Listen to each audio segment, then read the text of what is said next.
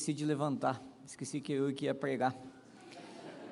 Ela estava viajando aqui mesmo. Tá? Mas é uma música muito intensa, muito linda, tá? Muito impactante para as nossas vidas e tem tudo a ver com o que nós vamos conversar hoje. Será que estamos dispostos mesmo a cumprir o que cantamos? Tudo por Ele? Tudo por Ele? Assim eu te convido a abrir a palavra do Senhor lá na carta do apóstolo Paulo à igreja de Éfeso, Efésios, capítulo de número 3, versículos 20 e 21, apenas. Carta do apóstolo Paulo à igreja de Éfeso, capítulo de número 3, versículos 20 e 21. Diz assim a palavra do Senhor: ora, aquele que é poderoso para fazer infinitamente mais do que tudo o que pedimos ou pensamos, conforme o seu poder que opera em nós, a Ele seja a glória, na igreja e em Cristo Jesus, por todas as gerações, para todos sempre. Amém. Feche seus olhos, pense no Senhor. Bondoso e eterno Deus, diante da Tua palavra estamos, e estamos certos também que o Senhor está conosco, cuidando desse tempo, direcionando esse tempo para a edificação das nossas vidas. Sem o Senhor não somos nada, somos totalmente dependentes da Sua glória sobre as nossas vidas. Por isso, ó Pai, eu peço por mim, primeiramente, que o Senhor me abençoe, que o Senhor dirija os meus lábios, o meu coração, e que assim o Teu povo, ó Deus, seja edificado, para que assim, ó Deus, o Teu povo entenda a Sua mensagem, porque ela é do Senhor e não minha. Ó Deus, nos abençoe, em nome de Jesus. Amém. Eu conheci o Evangelho com 19 anos. E para aquele que acertar onde eu tive o primeiro contato com o Evangelho, vai jantar lá em casa. Hein? Eu conheci o Evangelho no campo de futebol, jogando futebol. Certo dia, um colega de quartel me convidou para, vamos jogar um futebol lá no almoço da igreja. Armaram para mim. Tá? E eu fui, joguei, era dia 1º de maio de 1998, e lá então eu tive o meu primeiro contato com o Evangelho. E eu creio que desde aquele dia, eu nem lembro o que foi pregado, não lembro nem quem pregou, mas eu creio que foi naquele dia que o Senhor iniciou a transformação na minha vida. Mas eu estou te contando isso porque algo aconteceu realmente na minha vida, não só com relação à transformação, à regeneração da vida, ou abrir dos olhos para a fé em Cristo Jesus, mas desde o início da minha caminhada cristã, o Senhor me mostrou algo muito importante para a minha vida, na qual eu iria muito me alegrar durante todo esse tempo, e tenho me alegrado durante todo esse tempo, que é a missão do Senhor. Desde muito novo ainda na fé, passei por lideranças e desde então caminhei sempre na direção da missão do Senhor. Eu lembro que muito cedo, com 2 anos ainda de igreja, já presidente da UMP, nós tínhamos vigílias de oração voltadas a missões, pelo menos 3, 4, 5 vezes ao ano. Nós entregávamos os folhetinhos em lugares estratégicos dentro da cidade. Eu lembro de um evento que repetiu-se por muitas e muitas vezes dentro do contexto do qual eu vinha, que era 24 horas de missões. E nós permanecíamos, nós jovens, 24 horas dentro da igreja. No período da noite tínhamos um tempo de vigília, éramos edificados pela palavra de Deus, mas também acessávamos lugares os quais não eram tão comuns assim, postos de gasolina e assim por diante. Desde então, o Senhor tem trabalhado na minha vida e me conduziu ao presbiterato, aonde eu consegui também ter uma experiência gigante com Deus por meio da plantação de igreja, como aquele que auxilia, o presbítero que auxilia, que ajuda. E assim nós plantamos 2 igrejas no presbitério de Ponta Grossa. E Deus então foi me chamando, foi trabalhando no meu coração, e eu fui vendo a necessidade da questão da formação, e assim vim para Curitiba. E aqui participei também da plantação da igreja do Olaria. E Deus assim foi me encaminhando, e hoje estou aqui. Hoje nós temos um grande desafio, que é o desafio de uma nova plantação de igreja agora no Bacaxeri. Por mais que eu não seja aquele que está sendo enviado, e sim o seminarista Carlos, nosso irmão querido, mas mesmo assim eu me sinto como aquele que também tem grande responsabilidade para com aquele campo. Mas eu não vejo isso só na minha vida, eu vejo isso também na vida do presbítero Edgar, na vida do presbítero Luiz, na vida do diácono Daniel, que por algumas vezes, quando eu comecei a frequentar aqui, ele tentou me evangelizar. Ele é forte, meus irmãos, ele não perde tempo, tá? Não perde tempo. Tá? As conversas empolgantes com ele, a paixão dele por Cristo, a paixão de fazer conhecido Cristo, né? Eu até pensei assim, eu acho que eu vou me converter. Tá? E eu acredito que ele alimentou o meu coração também, tá? Mas Cristo já tinha feito a sua obra anteriormente. Mas, queridos, eu vejo assim que a obra missionária, ela é de 2 formas, tá? Ou ela é ousada diante de Deus, ou ela é tímida, cheia de pessimismos, dúvidas, desânimos, e assim por diante. Tem essas 2 formas de enxergarmos a obra de Deus.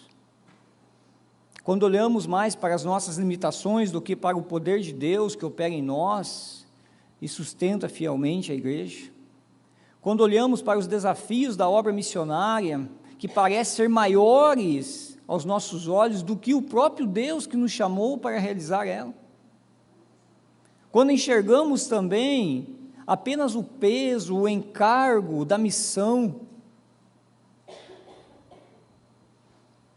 tudo isso traz certa timidez, tudo isso traz certa sensação de desânimo. Mas eu gostaria de partir do meu tempo aqui com vocês, de pregação da palavra, partir do seguinte pressuposto: o alcance e impacto de uma igreja local está diretamente ligados à visão que ela possui acerca da grandeza de Deus, acerca da grandeza dela em Cristo e acerca da grandeza da missão para a qual foi chamada. Eu vou repetir. O alcance e o impacto de uma igreja local estão diretamente ligados à visão que ela possui da grandeza de Deus, primeiramente, da grandeza dela em Cristo e da grandeza da missão para a qual ela foi chamada. E é exatamente na direção desse pressuposto que a oração do apóstolo Paulo, aqui na carta aos Efésios, capítulo de número 3, termina. E é exatamente nessa direção que os nossos corações devem ser alcançados e alcançados de forma profunda. Porque Paulo compreende que uma igreja, ela só avança na medida que os seus olhos estiverem corretamente fixados no poder de Deus. Por isso, o apóstolo Paulo encerra essa oração dessa forma, mas não exatamente olhando para a capacidade da igreja, nem na força dos seus recursos, nem na sua composição humana, mas no poder realmente daquele que tudo pode fazer. Paulo sabe que a igreja de Cristo nunca foi sustentada pela segurança humana, por estratégias humanas dos seus líderes, ou pela ausência de desafios. Quem escreve a igreja de Éfeso é alguém que sim, que plantou igrejas, que está vivenciando o ministério, que está levando a glória de Cristo, apresentando Cristo às pessoas. E é aquele homem também que passa por muitas dificuldades, privações, em situações até mesmo a custo quase da própria vida. O apóstolo Paulo não deixa de exaltar, de chamar a atenção da igreja de Éfeso. O apóstolo Paulo, ele não deixa de chamar de forma forte a atenção da igreja de Éfeso para essa questão do poder de Deus. Assim, ao terminar a oração, e eu te chamo a atenção novamente para o texto, ele tira os olhos da igreja, dos discípulos de Jesus de Éfeso, das limitações humanas, daquelas situações as quais nos trazem desânimo, mas ele chama novamente e diz, olha para a suficiência de Deus que opera no meio de vocês, olha para o poder de Deus que está atuando no meio de vocês, porque uma igreja que enxerga corretamente a grandeza de Deus, jamais olhará para a missão apenas pelas lentes do pessimismo, medo, trabalho, divisão, perda, mas pelas lentes da certeza de que aquele que chama a sua igreja também é poderoso para fazer infinitamente mais do que tudo o que nós pedimos ou pensamos. Ele pode fazer. Eu afirmo sem receio que muitas igrejas locais não experimentam o poder de Deus de forma intensa, porque estão voltadas para si mesmas, que estão olhando para si a todo momento, e deixam de experimentar o agir poderoso de Deus no meio da comunidade. Por quê? Porque perderam a visão acerca da grandeza de Deus, da grandeza da igreja em Cristo Jesus, da grandeza da missão a qual eles receberam. E nesta noite eu quero desafiá-los a reavaliarem 3 questões fundamentais da espiritualidade cristã. Primeiro, qual é a sua visão acerca da grandeza de Deus? Será que você adora realmente o Deus das Escrituras? Poderoso, soberano, suficiente em todas as coisas, capaz de fazer infinitamente mais do que tudo que nós pedimos a Ele? Ou pensamos? Segundo, qual é a sua visão acerca da igreja? Você enxerga apenas como alguém que frequenta reuniões religiosas, ou como parte do povo de Deus, um sinal visível de um povo eleito, separado, exclusivo na terra, que não existe outro igual?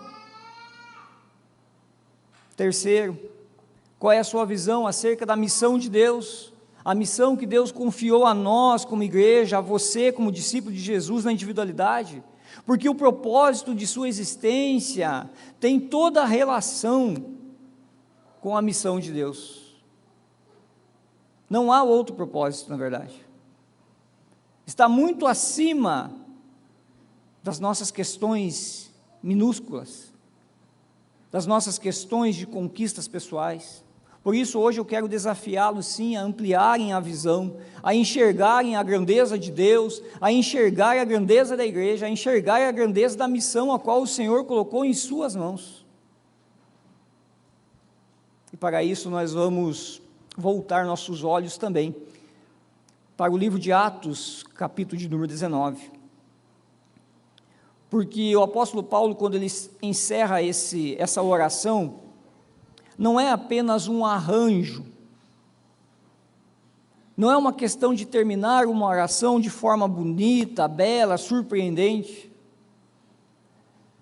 mas ele termina assim, conectando uma realidade histórica daquela igreja, nem somente como uma expressão de gratidão por tudo que aquela igreja passou, Há algo mais profundo nesse encerramento, e ao afirmar que Deus é poderoso para fazer infinitamente mais do que tudo o que pedimos ou pensamos, o apóstolo Paulo está levando os irmãos da igreja de Éfeso a olharem para trás, aquilo que eles vivenciaram, aquilo que eles experimentaram no início da obra em Éfeso. A igreja de Éfeso é fruto direto do agir poderoso de Deus, e esse entendimento, muitos comentaristas falam nessa direção, entendem que a linguagem do poder de Deus em Efésios capítulo 3, versículos 20 e 21, o qual nós lemos, é uma linguagem que não pode ser tomada como abstrata, mas à luz da experiência histórica da igreja em Éfeso, narrada em Atos 19.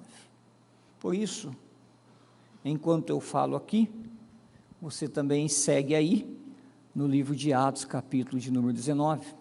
Eu não estarei lendo o livro, o capítulo, mas apenas extraindo alguns momentos, apenas extraindo os lances bonitos. Tá? Então abra lá, Atos, capítulo de número 19, e o meu primeiro ponto é exatamente esse: ampliar sua visão acerca da grandeza do poder de Deus com relação à missão. Irmãos e irmãs, o que acontece em Éfeso foi algo extraordinário. Durante, sim, a terceira viagem missionária do apóstolo Paulo, aquela cidade se torna, sim, uma demonstração, ou melhor, se tornou uma demonstração viva de que Deus é realmente capaz de fazer infinitamente mais do que tudo o que pedimos ou pensamos. E isso ainda se torna mais impressionante quando percebemos o quão improvável, inesperado, projetado era o avanço do evangelho naquela cidade, naquele lugar, naquele contexto, naquele momento. Humanamente falando, Éfeso era um ambiente extremamente resistente ao cristianismo, avesso ao cristianismo.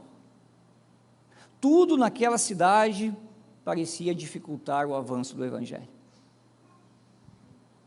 Levar a mensagem de Cristo para aquela cidade, para dentro daquela realidade, parecia assim uma tarefa impossível aos olhos humanos. E havia muitas razões claras que justificavam essa dificuldade do avanço. E Lucas então vai relatar em Atos capítulo 19, e agora chama a sua atenção para o versículo de número 27, uma situação religiosa daquele contexto. E o texto então vai nos dizer o seguinte, só para contextualizá-los aqui, né? Ocorre um tumulto dentro da cidade por causa da pregação do evangelho. E um indivíduo chamado Demétrio, ele então traz uma dificuldade para o avanço do evangelho naquele momento. E quando ele chama os seus companheiros, quando ele chama aqueles que trabalhavam até mesmo na mesma direção que ele, a direção do ouro, ele vai dizer o seguinte: não somente há o perigo de que o nosso negócio caia em descrédito, como também de que o próprio templo da grande deusa Diana seja considerado sem valor, e que até venha a ser destruída a majestade daquela que toda a província da Ásia e o mundo adoram. Percebo que Demétrio, ele não está preocupado apenas com uma estrutura religiosa de Éfeso. Ele está preocupado com a economia, com a influência, com o poder, com a política, com a estabilidade social da cidade. Ele está preocupado com o cotidiano das pessoas, com a identidade de Éfeso. Isso porque Éfeso havia se tornado um dos maiores centros religiosos de todo o Império Romano. No coração da cidade estava então o templo da grande deusa Diana. milhares de pessoas viajavam para cultuá-la. Todo o tempo, a todo momento. O movimento do comércio se dava por essa peregrinação desses fiéis a Diana. O fortalecimento da política local era toda sustentada, estruturada, com base na religiosidade a Diana. A cidade respirava a religião pagã. Tudo girava em torno da religião, decisões eram tomadas considerando a religião, tudo era influenciado pela religião. Comentaristas vão dizer que Diana possuía o maior número de devotos do primeiro século.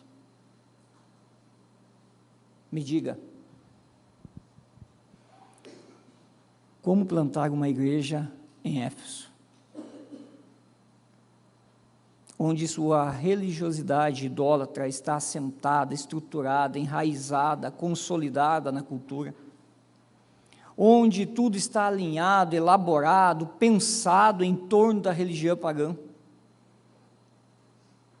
E o detalhe ainda que não era somente a Diana, existia ainda outros deuses e 3 templos para adoração ao imperador.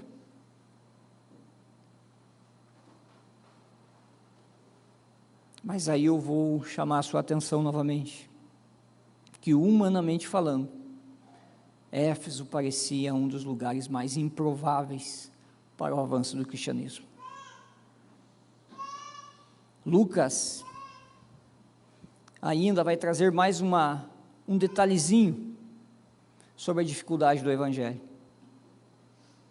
Porque como que um movimento que estava abalando uma das cidades mais importantes do Império Romano, não havia surgido em Roma, nem em Atenas, mas nasceu numa região periférica do Império, desconhecida, desprezada, sem crédito.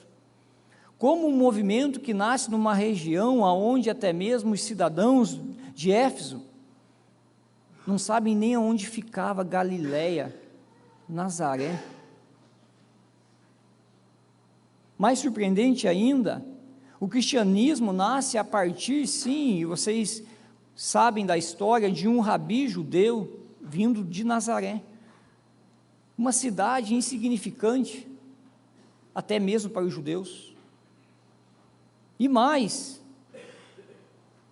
o cristianismo ainda nasce e tem como seguidores homens simples, pescadores, gente comum, traidores da nação, sem influência política, sem poder militar, sem prestígio intelectual, sem recursos econômicos, com algumas exceções.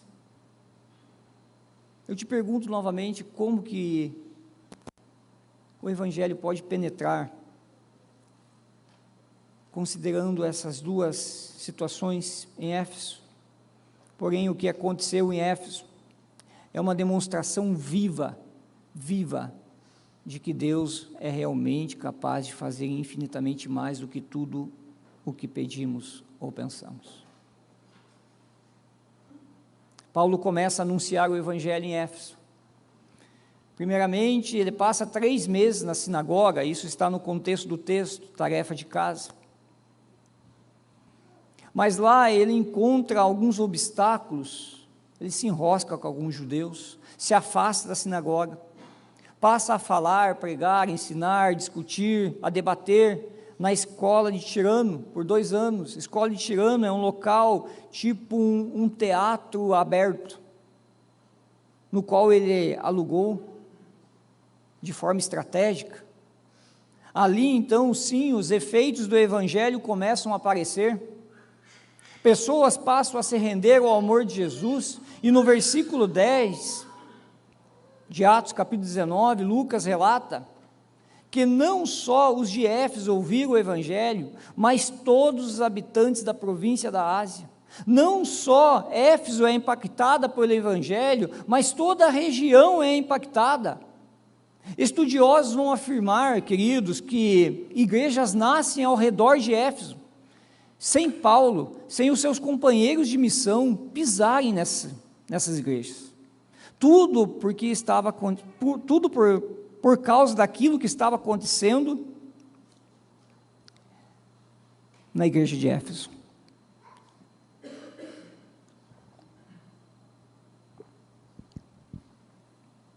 No versículo 18 e 19, Lucas relata que muitos dos que creram vieram confessando e denunciando publicamente as suas próprias obras.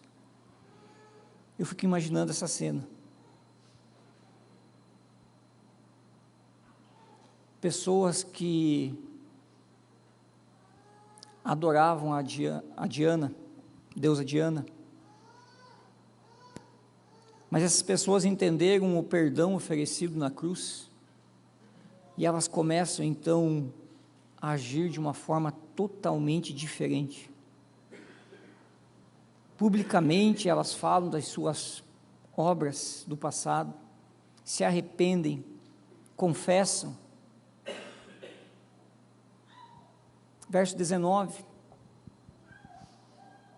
Também muitos dos que haviam praticado magia, reunindo os seus livros, os queimaram diante de todos. Calculando o valor dos livros, verificaram que chegava a 50.000 denários. Muitos daqueles que acolheram o Evangelho, que foram impactados pela palavra de Deus, começaram a trazer seus instrumentos de idolatria em praça pública e começaram a queimar. Eu fico imaginando esse movimento. E ainda o texto deixa claro que não é qualquer valor. Eu fiz um cálculo aqui, tá? Eu fiz um cálculo. O texto vai dizer que são 50.000 denários. São 160 anos de trabalho da sua vida. Alguém está disposto? 160 anos de trabalho. Sabe, não é pouca coisa. Não é qualquer coisa. E o versículo 20 diz assim: assim a palavra do Senhor crescia e prevalecia poderosamente. Uma cidade onde parecia impossível o avanço do Evangelho, ela é virada ao avesso, de cabeça para baixo. Pessoas que praticavam ocultismo, magia, feitiçaria, pessoas que se curvavam diante de estátuas, agora estão livres e rendidas ao Senhor Jesus. E aquele contexto que se mostrava intransponível, impenetrável, impossível, inalcançável, improvável, invencível, a visão humana é impactada pelo poder de Deus. É impactado pelo poder de Deus. Igreja, você entende que o nosso Deus é grandioso? Porque se não temos experimentado grandes coisas, é porque a nossa visão está equivocada. É porque o nosso olhar está equivocado. Se não temos visto o agir de Deus na vida dos nossos familiares, colegas de escola, universidade, pessoas que trabalham conosco, é porque na realidade a nossa visão está errada, contaminada. Não é porque Deus é limitado, pequeno, desatento, fraco, impotente, inoperante ou insuficiente, mas é porque sim, a nossa visão dele é limitada, é pequena, é minúscula, é fraca. É a nossa visão. O Evangelho entrou na cidade de Éfeso, transformou vidas, desestabilizou a idolatria, libertou pessoas, reestruturou famílias. Você crê que Deus pode fazer isso usando a sua vida? Você crê que Deus pode fazer isso usando o nosso contexto, a nossa igreja, aqui e em outros lugares? Você crê nisso? Em segundo lugar, amplie a sua visão acerca da grandeza da Igreja de Cristo.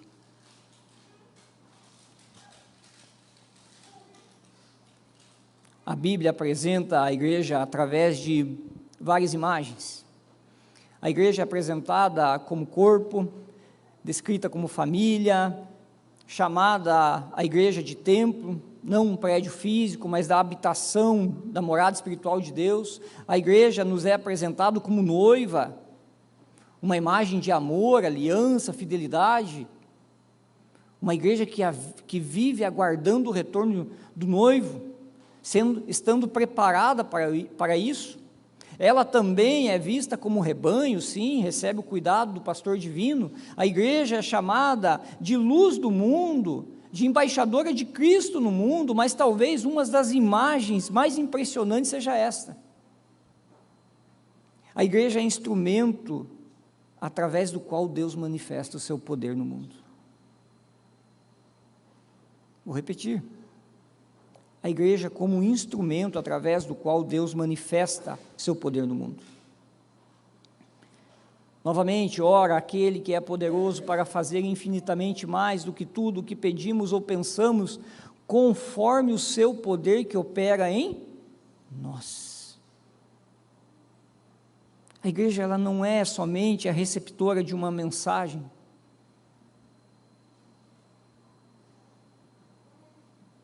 Não. Ela é a receptora do poder de Deus. Do poder de Deus.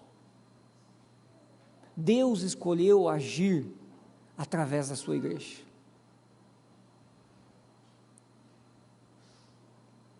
Então, aqui no versículo de número 20, o poder de Deus ganha uma dimensão ainda mais profunda, porque agora o poder de Deus opera em nós, e Ele usa pessoas como eu e você, para realizar a obra extraordinária dEle. E aqui eu quero retomar as palavras do reverendo Tiago pela manhã. Uma obra impossível de ser realizada sem o poder de Deus. A tarefa de sermos testemunhas de Cristo. Sem o poder de Deus, estamos impossibilitados de realizar esta obra. A igreja, ela não é poderosa por causa, novamente, ressalto isso, da sua estrutura, da sua influência, dos seus recursos humanos, recursos financeiros. A igreja é poderosa porque o poder de Deus opera nela. E aqui, talvez, esteja uma das maiores surpresas do Evangelho. Deus não espera que a sua igreja seja forte aos olhos do mundo, para que ela cumpra a sua missão, para que ela seja usada por Deus. Na verdade, muitas vezes, Ele escolhe agir justamente em meio às limitações, às privações, às dúvidas, às fraquezas, durante a perseguição, mas ali Ele está com o seu povo, ali Ele está demonstrando o seu poder. Charles Spurgeon, conhecido como príncipe dos pregadores, diz certa vez que muitas pessoas devem a grandeza de suas vidas aos obstáculos que tiveram que superar. Eu quero pegar essa frase e trazê-la agora para o contexto da igreja. Muitas igrejas devem a grandeza de sua existência aos obstáculos que tiveram que superar, porque ali agiu o poder de Deus. E não foi diferente em Atos capítulo 19, dos versículos 23 a 41, o impacto do Evangelho levanta opositores. Demétrio. A pregação do Evangelho com fidelidade levanta opositores. Surgem dificuldades, perseguições, críticas, situações inesperadas, mas foi naquele contexto duro, difícil de Éfeso, que ali operou o poder de Deus. Sabe o que me assusta? É a visão muitas vezes que muitos têm uma visão distorcida, sim, que muitos têm da igreja de Cristo. Alguns enxergam a igreja simplesmente na lógica do consumo. O que essa igreja pode me oferecer, o que eu ganho aqui, quais são as minhas expectativas com ela. Corrija sua visão, troque suas lentes, passe a enxergar a igreja de Cristo de forma grandiosa, porque é nela que se manifesta o poder de Deus. Em terceiro lugar, amplie sua visão acerca da grandeza da missão. Ora, aquele que é poderoso para fazer infinitamente mais do que tudo o que pedimos ou pensamos, conforme o poder que opera em nós, a Ele seja a glória, na igreja em Cristo Jesus, por todas as gerações, para todos sempre. Amém. Me permita perguntar, se Deus tivesse respondido positivamente todas as suas orações nos últimos 60 dias, o que teria mudado no nosso bairro?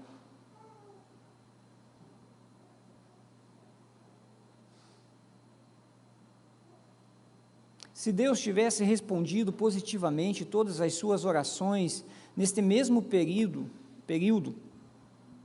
qual seria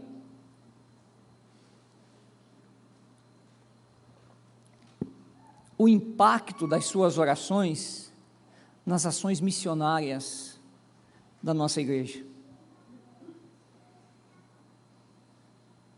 O que teria mudado na vida dos seus vizinhos? Amigos, colegas? Sem receio nenhum. Eu diria que a maioria orou nesse período por uma casa nova, um carro novo, um emprego novo, um aumento, uma esposa ou uma namorada, passar na prova ou entrar na universidade, pelo resfriado do filho, pela troca das cortinas da sala, porque não pode errar a cor. Sabe o que isso me revela? Sabe o que isso me traz à mente? Primeiramente, sim, a forma como nós enxergamos Deus. Um Deus reduzido ao tamanho das nossas necessidades. Segundo, sim, revela a maneira como muitos enxergam a igreja. Um lugar somente onde nós procuramos suporte, tratar as nossas dores, suprir as nossas carências, receber os benefícios espirituais de Deus. Mas em terceiro lugar, revela também a forma como nós entendemos o propósito das nossas vidas.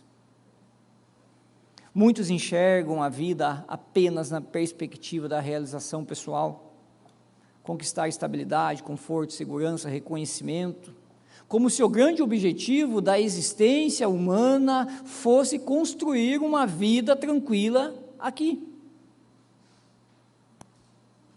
Qual é a primeira pergunta do nosso catecismo breve?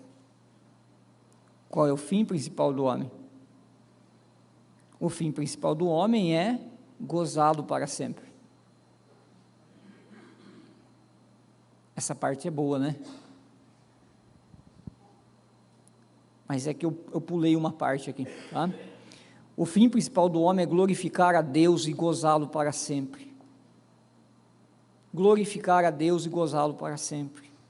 O que Deus busca em realinhar a nossa visão é exatamente o que acontece lá em Éfeso, em Atos capítulo 19.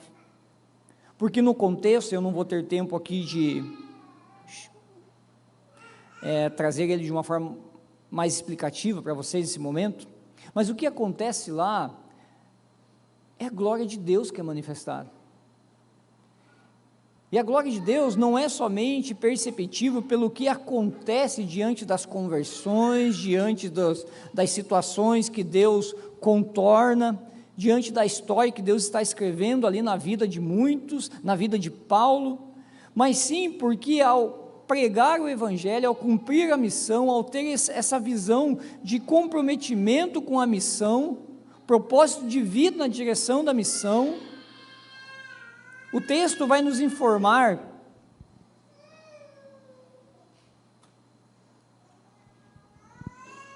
que aqueles que não se converteram,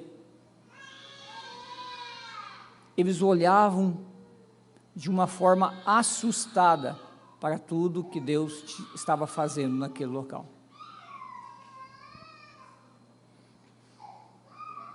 A Ele seja a glória na igreja em Cristo Jesus.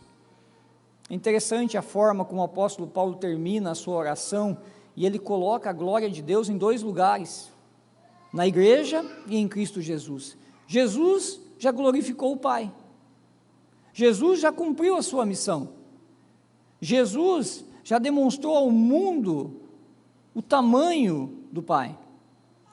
Agora cabe a nós glorificar a Deus no mundo, por todas as gerações, por todos sempre. Amém. O que Deus deseja da sua vida é que você o glorifique a partir da missão a qual Ele deu para você. O que Deus deseja da sua vida é que você se dedique de forma comprometida, intencional, na missão a qual Ele deu a você. Novamente, vou citar aqui Charles Spurgeon, e eu já citei esse mesmo texto algum tempo atrás, que diz assim: todo cristão ou é um missionário ou é um impostor.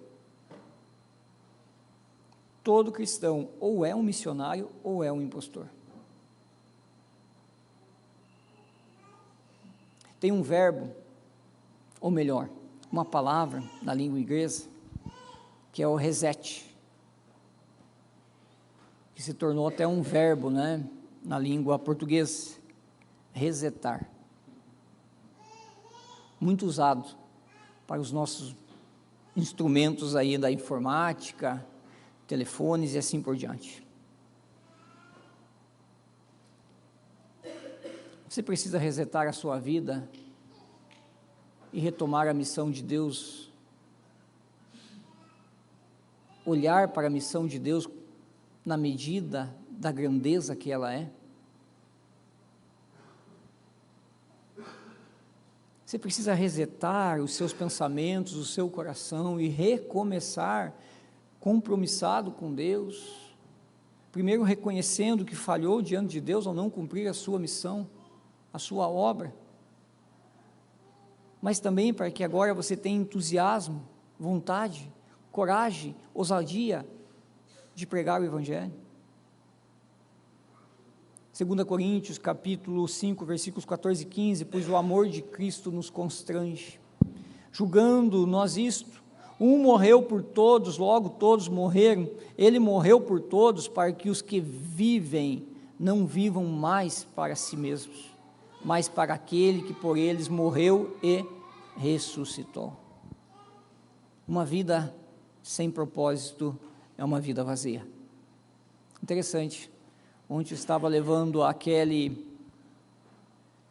ao Mackenzie, Hospital Mackenzie, e tinha um dizer naquele reservatório do motoboy lá, que eu esqueci o nome, na caixa, é isso, né? Tinha um dizer lá assim, dizendo assim: se você está sentindo um vazio na sua vida, peça um lanche. Estava escrito isso, meus irmãos. É marketing, né? Conexão com o trabalho da pessoa. Mas já parou para pensar que realmente uma vida sem significado na direção da missão de Deus, sem significado na direção do sentido de viver para Deus, é uma existência incompleta, marcado por uma busca que nunca se satisfaz? Quem vive sem propósito tenta preencher o espaço do privilégio de servir a Deus no mundo, de cumprir a sua missão com outras coisas, conquistas, conforto, reconhecimento e assim por diante. Assim, eu gostaria de deixar esse desafio a vocês, de você reavaliar como você enxerga Deus, a igreja e a sua missão no mundo. Temos desafios, e eu creio que em Deus nós vamos passar por todos eles. Amém? Se coloca em pé, por gentileza.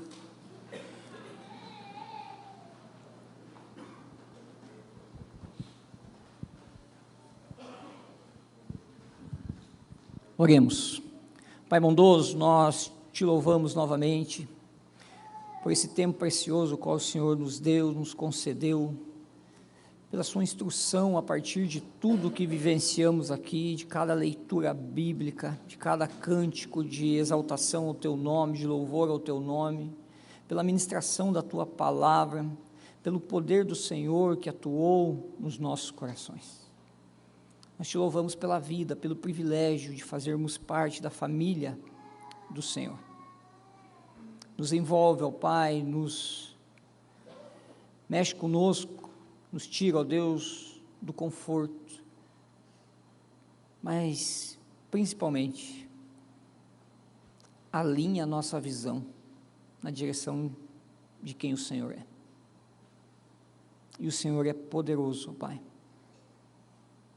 O Senhor faz infinitamente mais do que tudo que nós podemos até mesmo pedir ou pensar. Bem como, ó Deus, alinha os nossos olhos na direção da grandeza da igreja em Cristo Jesus. E assim também, ó Deus, da mesma forma eu te peço, eu clamo ao Senhor, que o Senhor, ó Pai, nos traga a visão correta com relação ao propósito missionário das nossas vidas, em nome de Jesus. Recebam a bênção do Senhor, e que a misericórdia de Deus, a graça do Senhor Jesus e a paz do Santo Espírito de Deus repouse sobre a sua vida no dia de hoje, no dia de amanhã e para todos sempre. Amém. Amém.